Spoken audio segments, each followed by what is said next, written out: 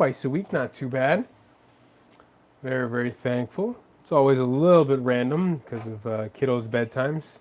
Tried to get them into bed a little bit earlier tonight, but such is life. You go for a little walk, the weather's so nice, the breeze is blowing. We're on a flower hunt tonight, which was super, super cute. Girls love finding a flower, taking a picture, and it's such a great memory for them. Oh, audio sounds pretty good. Let's get a little higher up here.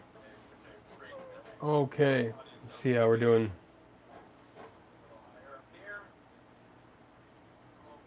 Okay, put that on mute. Can't hear me, can't hear me. All right.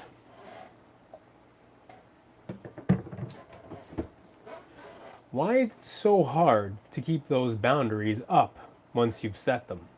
I'm Stephen Tocher, and I've helped thousands of people when it... Why is it so hard to keep those boundaries up once you've set them? I'm Stephen Tocher, and I've helped thousands of people when it comes to... I've helped. Always forget this. Got to make the video right. Why is it so difficult to uphold the boundaries once you've set them up?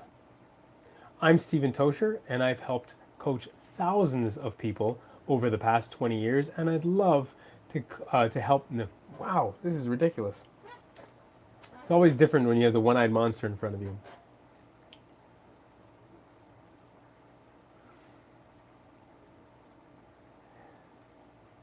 Why is it so easy to set up the boundaries, but hard to uphold them over time?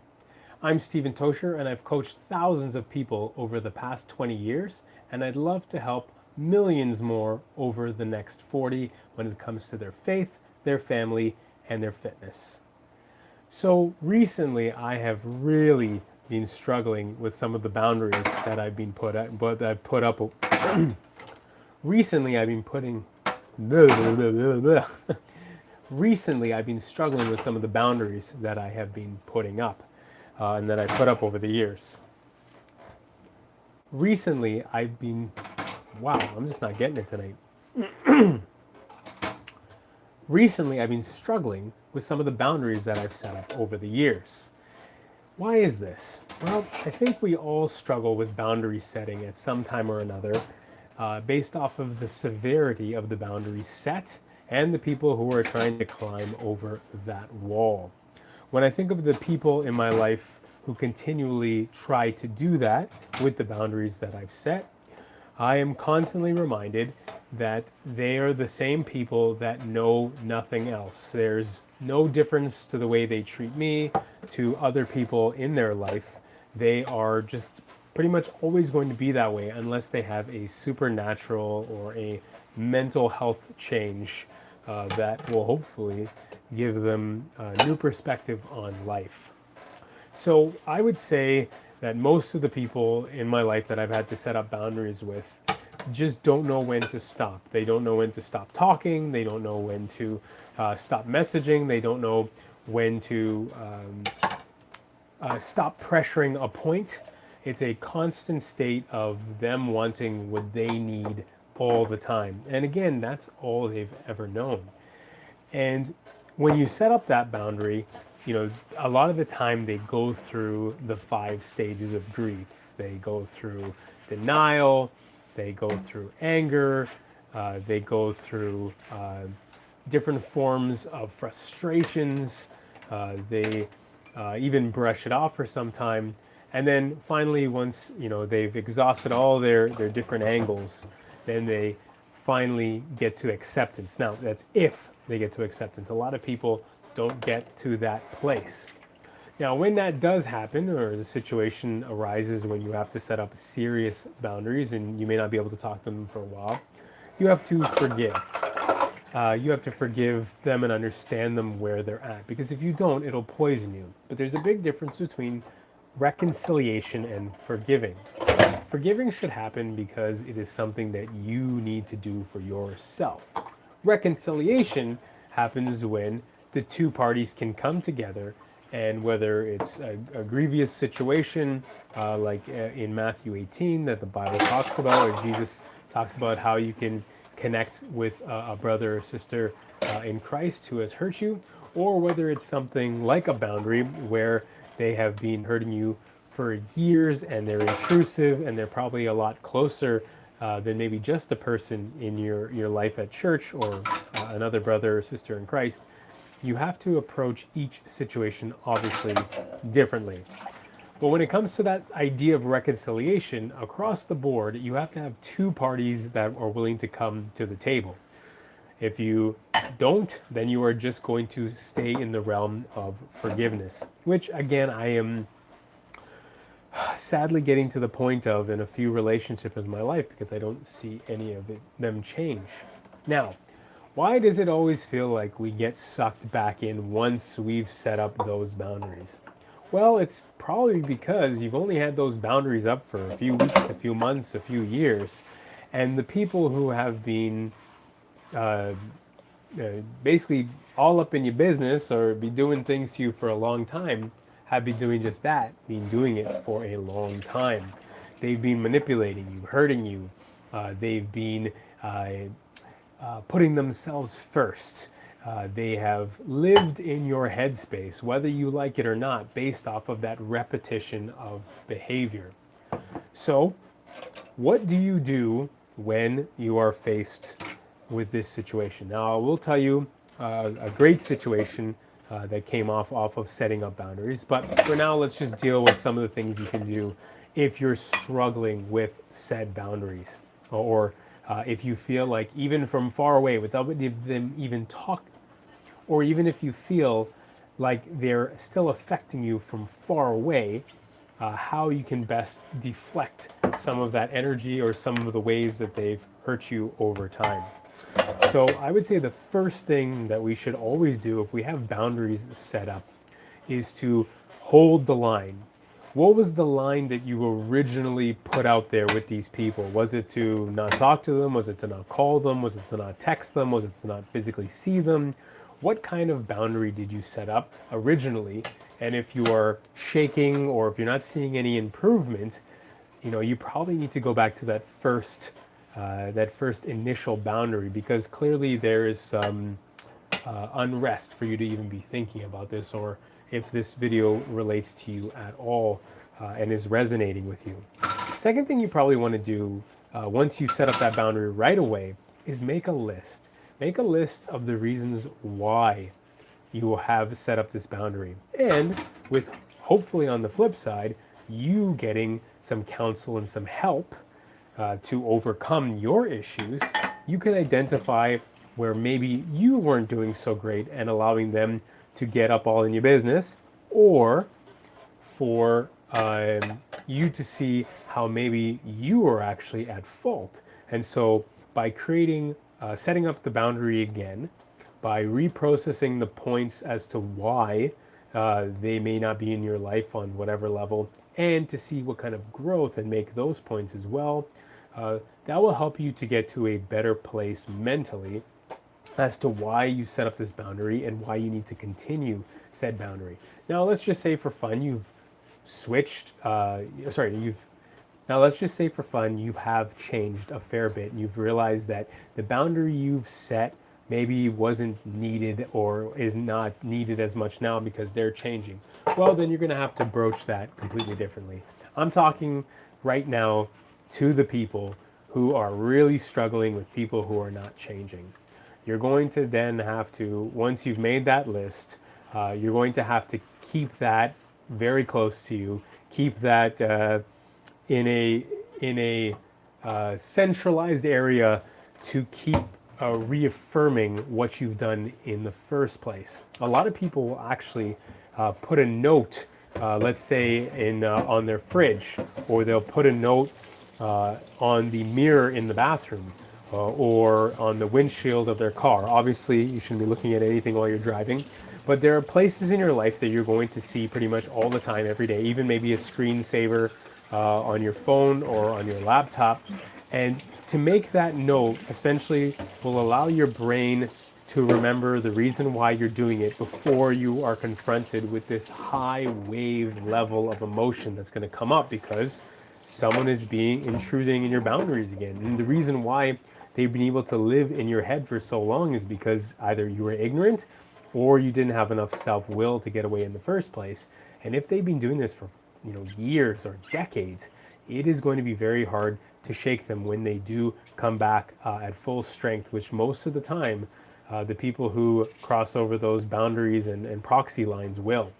So by setting up a list and setting up those reasons why you may not want to be chatting with them, or reestablishing boundaries, that's one surefire way to keep yourself safe and to not let those people back in. Now, lastly, because I could go on and on about this probably all night, is that in setting up good boundaries, you want to also keep self-evaluating.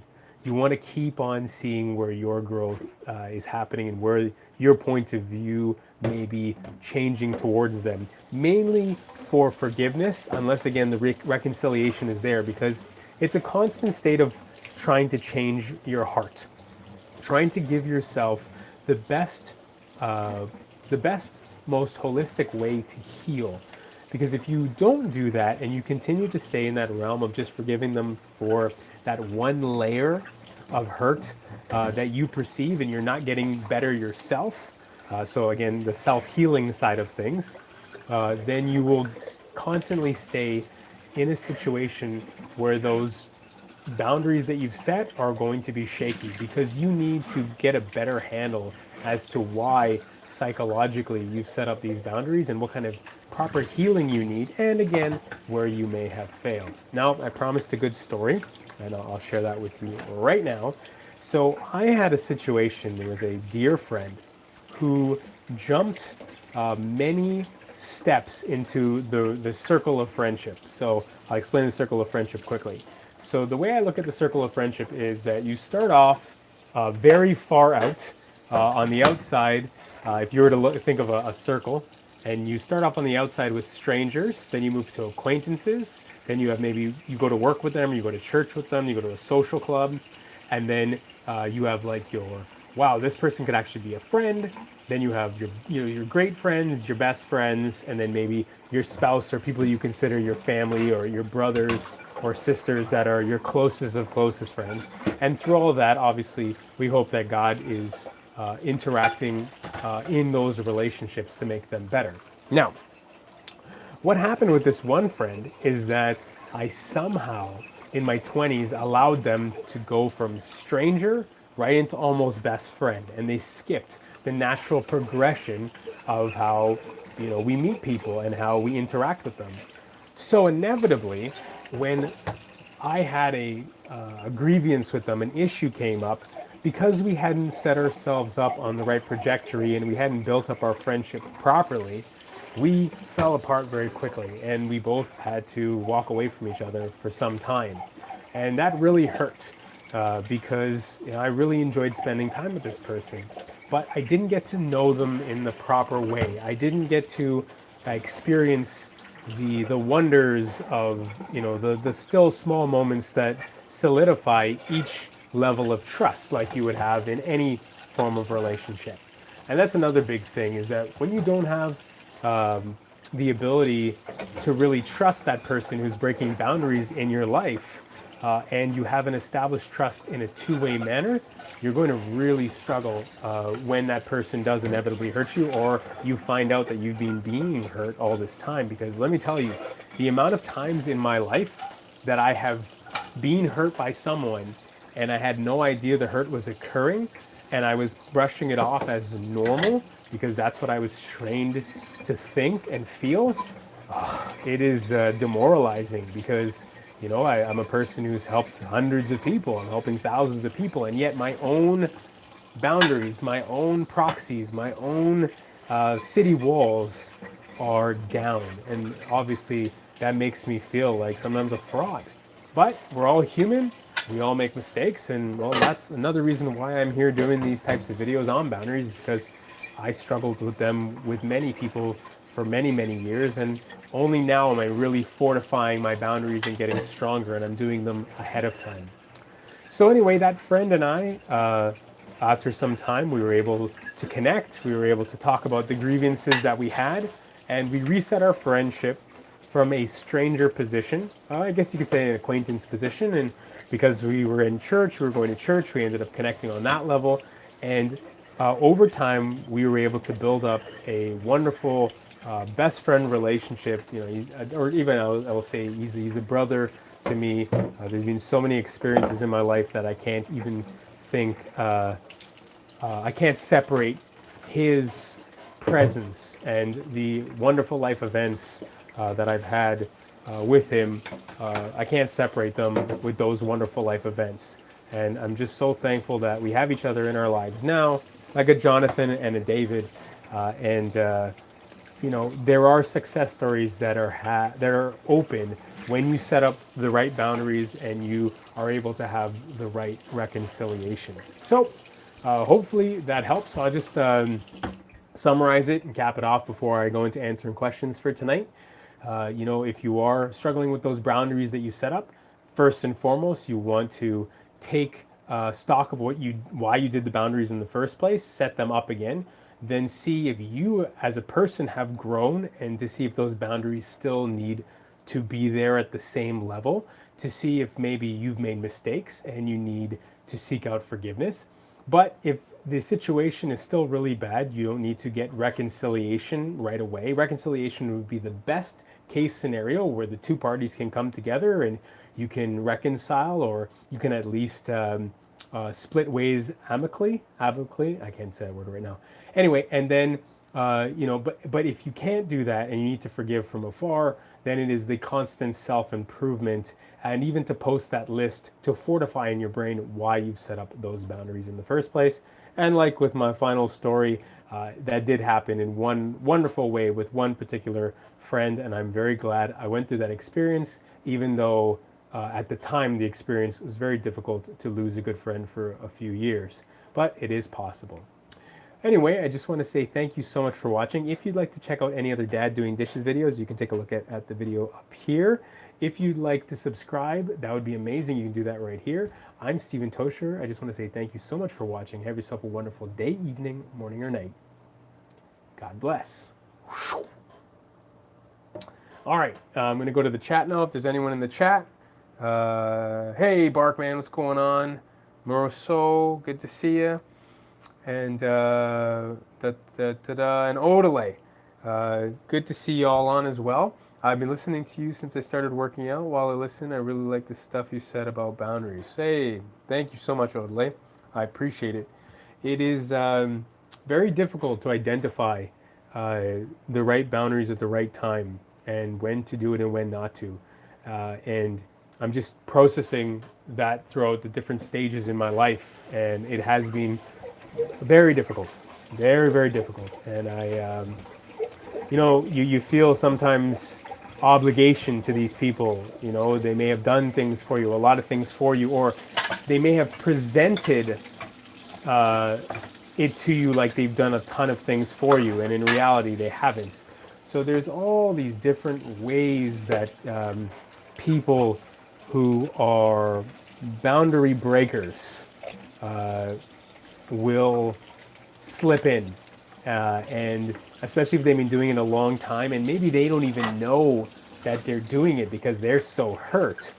It is our obligation again to seek out that wonderful forgiveness from God, and to give that forgiveness to that other person who's hurt you, because we forgive because God first forgave us.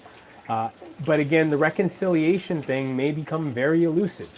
It may be a situation that never actually arises, and that is a tough pill to swallow.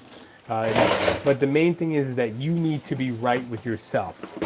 You need to keep on questioning, where am I? Sorry, you need to not be questioning. You need to be consistently improving yourself.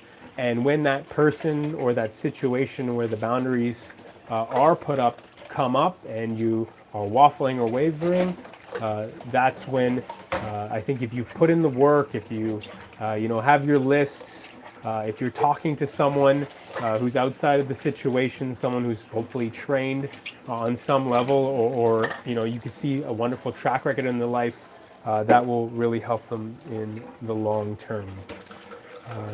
So I appreciate y'all messaging and chatting. If anyone has any questions tonight about faith, family, fitness, food, trying to think of a bunch of other F words, but sports, movie talk, TV shows, uh, articles, the news, I am definitely open to chatting as I'm just finishing up the dishes here. And I'm going to try to at least do this twice a week.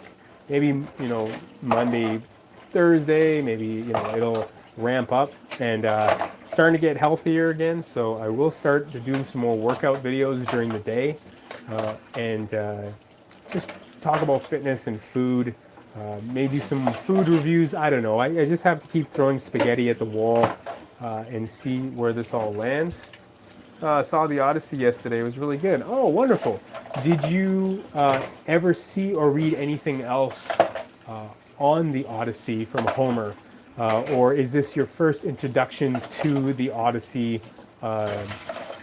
poem and literature?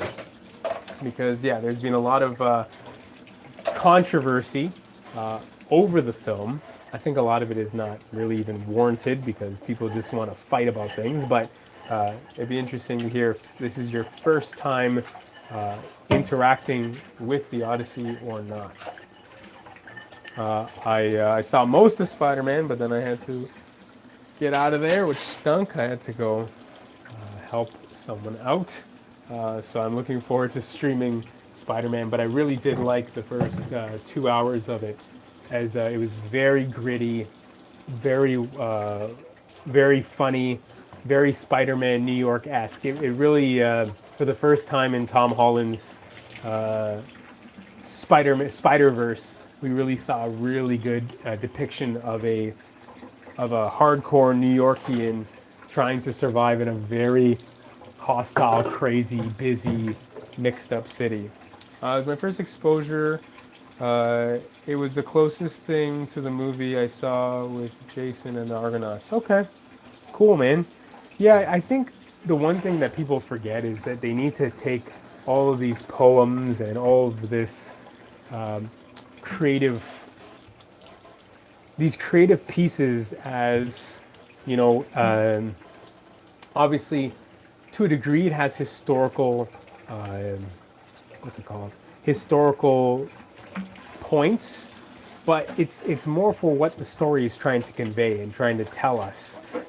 For the journey of, and I haven't seen anything to do with the Odyssey in a very long time, but to see the main character's journey post-military and being stuck on an island and trying to get to his way home to his family who don't even really know him anymore and are estranged to him and the warlike life he's had, and to come back again, I think 20 years later, to his family and to his son. It's a gut-wrenching story of what millions of billions of people have had to do over the centuries, obviously in different time frames and without mythical beasts. But that journey home and what is war and what is it good for and a bunch of things that I can't even remember. So if it's looked at as a historical piece, obviously it's going to be very fraudulent to people as we keep on switching roles and people within the creative world, the fiction world, because we really need to stick to the originals when it comes to the fiction, because for hundreds of years or thousands of years, every other culture didn't adapt everyone else's culture. But anyway, I digress. Everyone's angry about something and pushing some form or something to make them money. I saw a Brand New Day too. I felt like they spent a bit too much time on MJ and Ned, like Boomerang and Trilantia were on the screen for less than 15 seconds.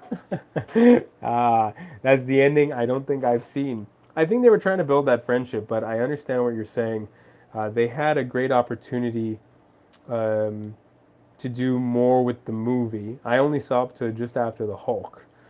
So, yeah, okay, that's interesting. I'll definitely, when I take a look at that, I will give you my full-on feedback. I growing up as a 90s Spider-Man fan, 80s, 90s Spider-Man fan, it was pretty good dialogue. I was pretty close to what I remember it being, and, Tom Holland is still not my first, want or first person that I would have chosen for Spider-Man of all time. There was a guy in the 90s from that 70s show. His name was Topher Grayson. I would have said that I wish he, almost put the spoon in the microwave. I wish that he was Spider-Man. However, he oddly ended up becoming Venom, the scrawny, funny, crazy dude who would have been perfect for Spider-Man. But anyway, who knows? Millionaires and billionaires do a lot better than I do, so what can I say? Topher Grace and Tobey Maguire looked so similar. I know, right? But there was something about Topher Grace that he was in that 70s show, that scrawny, nerdy kid who was into comic books, who I think would have fit the perfect persona of Spider-Man with a little bit of muscle. Because Spider-Man, again, is super strong based off of the serum, the bite, the radioactive bite, not because, he got jacked or he got bigger overnight. And so I think the mystique of the character gets lost because we want to think of ourselves as trying to become that strong, muscular person so that we too would, in the subconscious and the kiddie brain of ours, so that we can look like a Superman or a superhero.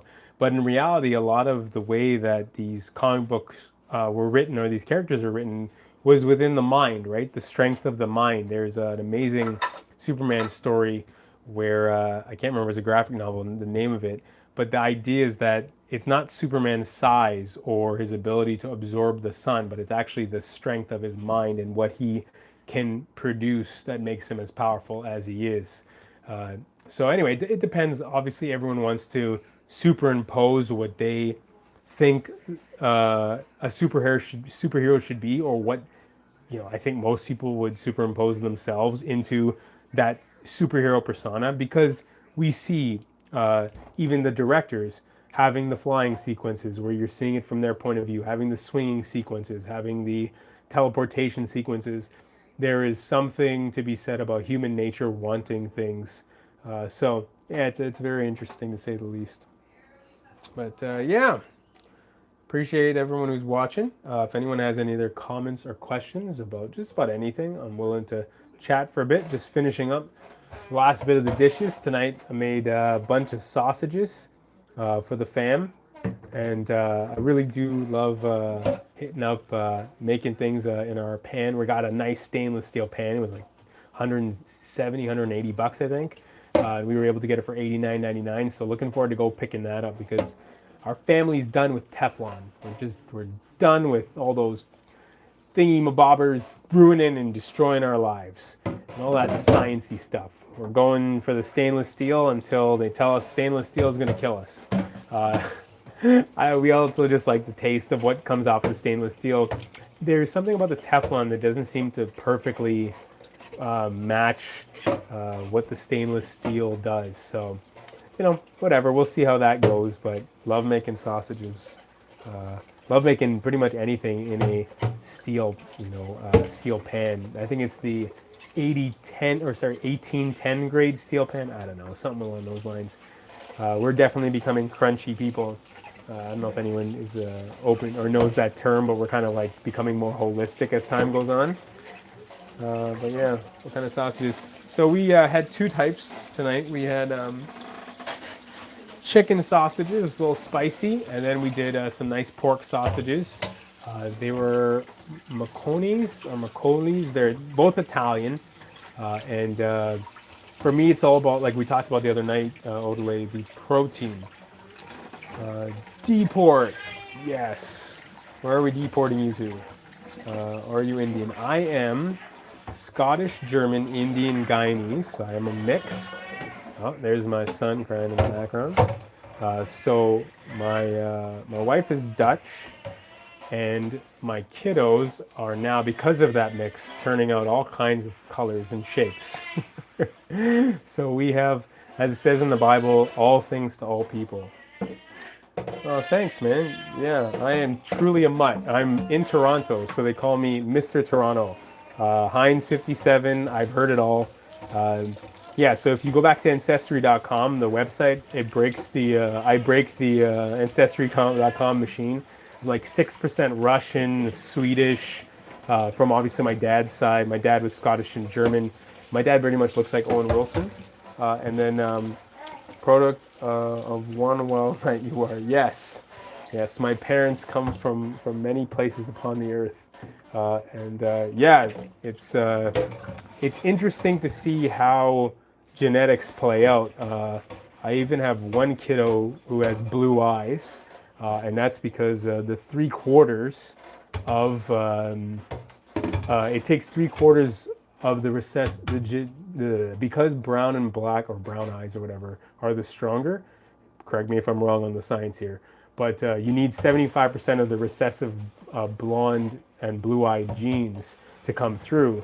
So when I go to the park, I pretty much look like I've stolen one of my children. But anyway, at least I know the child is mine because the children were conceived in COVID and no one was around, so it's all good. And yes, people be wild. Everything good? Okay. Oh, yes. Okay. All right. So I think I will wrap up. Bad rep in the situation in Canada right now. Yeah, you know what? At the end of the day, it is what it is, and as a Christian, it gives me an opportunity to be a light and to point people towards God and not, you know, in the situation with the people that there's probably hundreds of thousands if not millions of people in Canada who look similar to me who are doing a great job, but then there is probably 10 or 20% of them that are not, just like in any community or religious faction or whatever it might be, and different religions even. But the main thing is that I just got to do the best that I can within my own community, and to love people the right way, so that again they see God in me. So yeah, you know what? At times I don't get the when I'm traveling, especially out of Toronto, I'm getting the best of or people feeling receptive of me. But I guess too, maybe I don't also maybe give off the prototypical Indian type vibe, just because usually I'm with my family, and I'm like 6'3", 210 pounds, right? So I don't usually match that description, but I do know a lot of my friends who are of an Indian background or Indian looking.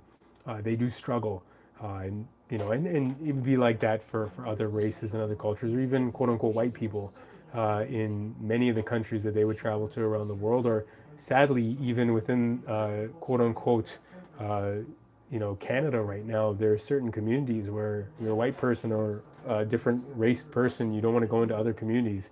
Those cultural ghettos are starting to really ramp up because people are not adapting to the cultures of the country. They're bringing on their own cultures, and that's hurtful at times too. So, well, I was raised in Whitby, out here in Alberta now. Oh, right on. Okay, so you would see how there would be a lot of people. Obviously, you saw and probably maybe even hurt by, or family were hurt by, people who moved into the Whitby area, who took advantage of the system in places.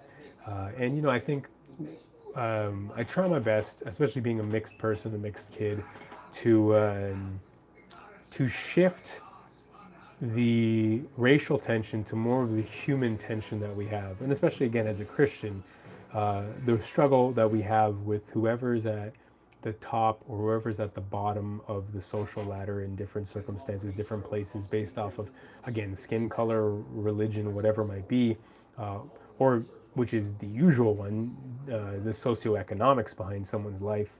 And so I can understand people's frustration, especially again if people live in Brampton, or I've heard of all of the at least from the Indian standpoint, people who are frustrated with people going to Wasaga Beach with an Indian-esque or Indian look or background and not treating the place with a lot of respect.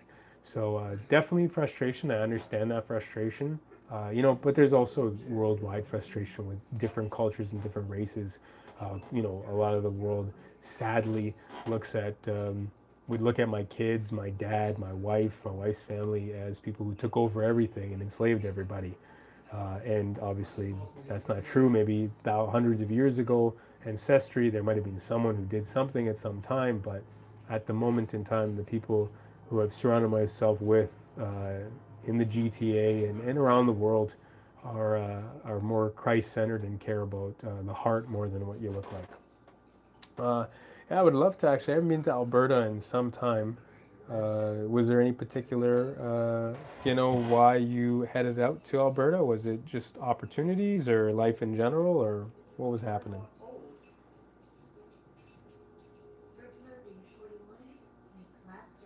Well, that's all good. If you're not there, that's all right too. But I appreciate the comments and the conversation. It was cool that we were able to connect, and yeah, I appreciate that at all times when we're able to have a good old conversation and learn about each other. That's part of life and a part of how I think God wants us to break down walls and barriers and love each other. But yeah, Alberta is absolutely gorgeous. If you've never been to Alberta, you have the opportunity to head out to Jasper, go to Jasper Park, or go to Calgary, or Edmonton, or there's a massive church I heard that was like thousands, tens of thousands, or maybe thousands and thousands of people, maybe 12,000 people membership out in Calgary, the biggest church in Canada. If you are a Christian, Alberta is a beautiful place to visit. Now, granted, you want to do that in the summer, unless you really love the cold, because the cold in Alberta is something else, especially, or even Saskatchewan. All right, once again, skin on, or sorry, is it? Oh, ski of the four. Anyway, I can't, don't know where the breaks are in people's names. I appreciate the comments and the conversation. Is anyone else who has any questions about faith, fitness, family, football, sports in general, food, weight loss, anything like that? You let me know, and I'd love to. Hey, Orle, thank you so much. I appreciate you spending the time with me tonight. And yeah, man, how is the trimming of the weight as well as the building of the protein, the muscle mass on your body going? How is that? Uh, how is that process treating you? Oh, just cleaning up here now, and then I think I'm almost done for the night, unless someone else has any other questions.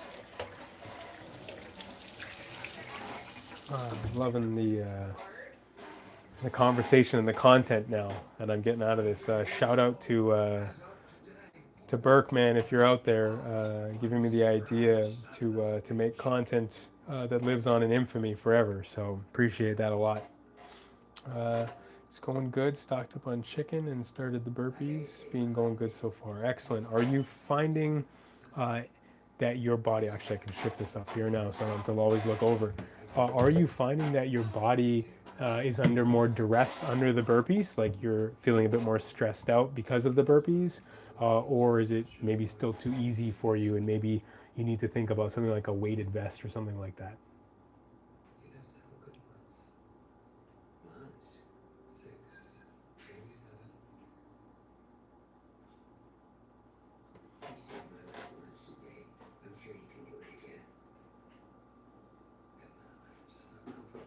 Oops. Okay. It's gonna be on here a couple more seconds here. Somewhat exhausting after, but I can recover pretty quick. Okay, it's probably also to do with your age. You're a young buck.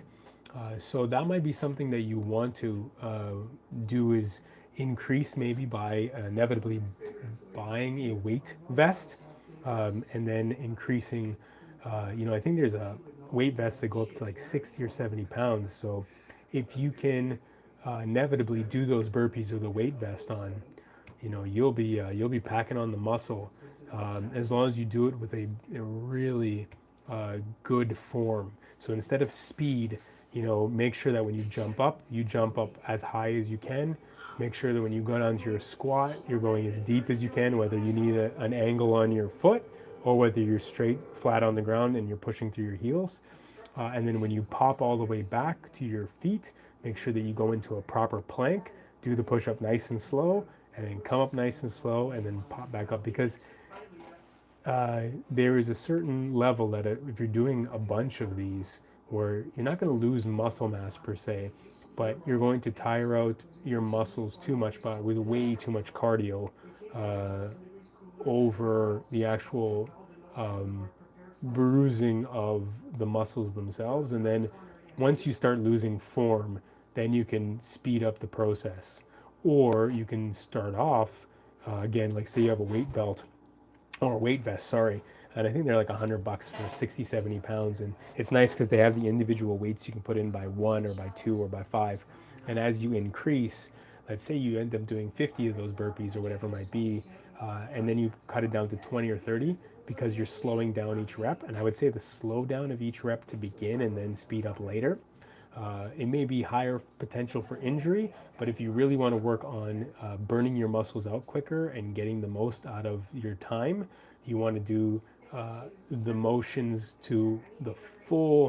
um, to the fullest extent with the most amount of plyometrics, and then allow your body to really sink in and move into each of the progressions. So yeah, weight vest is top notch. I'm looking into getting one myself for my pull-up bar, as I have a really nice pull-up bar, and I try to use it as much as I can.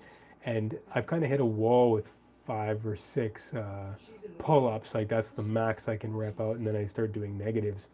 So I want to get the weight vest so that I can start with doing negatives, then going into my pull-ups, then doing body weight negatives after, and push-ups, and even going for a walk when you do rucking. It just burns that much more energy. So yeah, hopefully that helps, and we break it down, as I'll try to stream twice a week or so, maybe 3 times a week. And yeah, as I said before, I'm open to any other questions about fitness, faith, family, football, sports in general, food, the news, different things in general. I'm open to chatting about tonight, as I have a bit of time in the open forum, but if not, that's okay. Wifey is always there, waiting to watch some TV or hang out there. So just right now doing the episodes a little bit earlier, because when we put our 3 kiddos to bed, we're staggering the bedtimes a little bit, and so during between our first and second child, I get about half an hour, 45 minutes. So I said, might as well continue doing the dishes and streaming where I can. So yeah, if anyone has any more comments or questions, great. If not, I think I will call it, and I'll do my usual ending here. So I think I'll do that right now.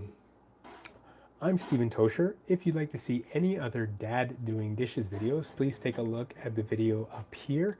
If you'd like to comment or subscribe, you can do that down here. I just want to say thank you so much for watching. Have yourself a wonderful day, evening, morning, or night. God bless.